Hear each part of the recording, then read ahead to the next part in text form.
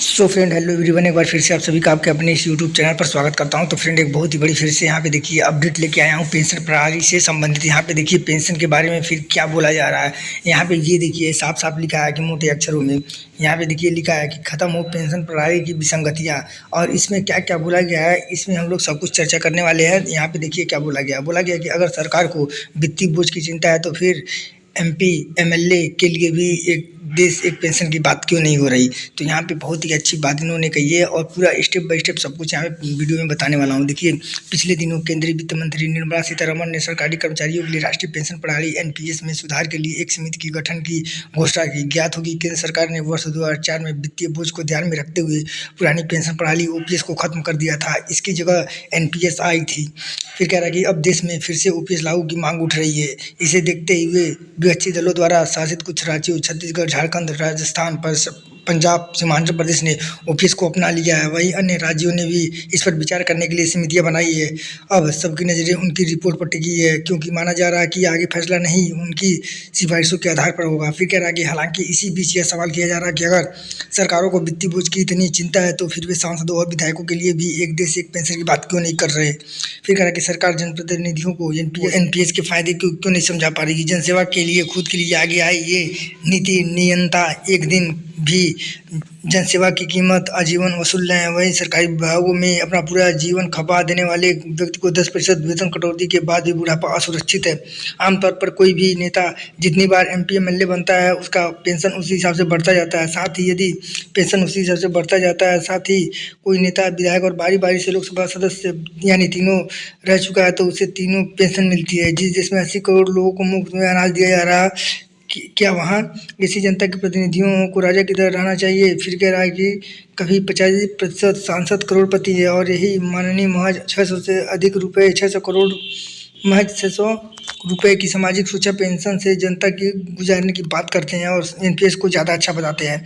फिर देखिए यहाँ पे क्या लिखा है, सांसदों को वर्ष 1976 में 300 रुपये प्रतिमाह मिलने वाली मूल पेंशन 2018 में 25,000 रुपये अन्य भत्ते से अलग प्रतिमाह कर दी गई। इसके अलावा एक सांसद के निधन होने की स्थिति में उसके पत्नी या पति को फैमिली पेंशन की अलग से प्रावधान है। फिर कह रहा है प्रावधान तो यह भी है कि हर 5 साल बाद सांसदों के वेतन एवं पेंशन में संशोधित किया जाएगा। लगभग 2600 पूर्व सांसदों आश्रितों को फैमिली पेंशन मिल रही है जिस पर लगभग 200 करोड़ रुपए हर साल खर्च हो रहे हैं। विधायकों को किसी सांसद से ज़्यादा पेंशन देते हैं। आज मणिपुर में एक विधायक को प्रतिमाह 70,000 रुपये मूल पेंशन मिलती है। इसमें अन्य भत्ते जुड़ने के बाद पेंशन की राशि 2 से 3 गुना बढ़ जाती है। इससे कई पूर्व सांसद विधायक को भी पेंशन दिया जा रहा है जिनका कार्यकाल कुछ समय के लिए था। उदाहरण के लिए आंध्र प्रदेश के मुम्बईवरम विधानसभा सीट पर साल 1994 से 98 के बीच 3 विधायक रहे। सबसे पहले वहां के कांग्रेस के भी सुब्बा राव जीते थे। 2 साल बाद उपचुनाव हुआ और तेलुगु देशम पार्टी के जीएमसी बाला योगी विधायक बने। बाद में वह लोकसभा स्पीकर हो गए और फिर से उपचुनाव में विवेकानंद विधायक चुने गए। इस तरह से एक सीट और एक कार्यकाल के लिए तीनों विधायक को पेंशन मिली। एक साल उत्तर प्रदेश के 100 करोड़, हरियाणा के 35 करोड़ और बिहार के 60 करोड़ अपने पूर्व विधायकों को पेंशन अन्य भत्ते पर खर्च कर रहे हैं। फिर कह रहा है कि अब समय आ गया कि पेंशन प्रणाली को लेकर सरकार अपनी मानसिकता बदले। भले ओपीएस लागू न हो पर एनपीएस की विसंगतियों को तो दूर किया जा सकता है।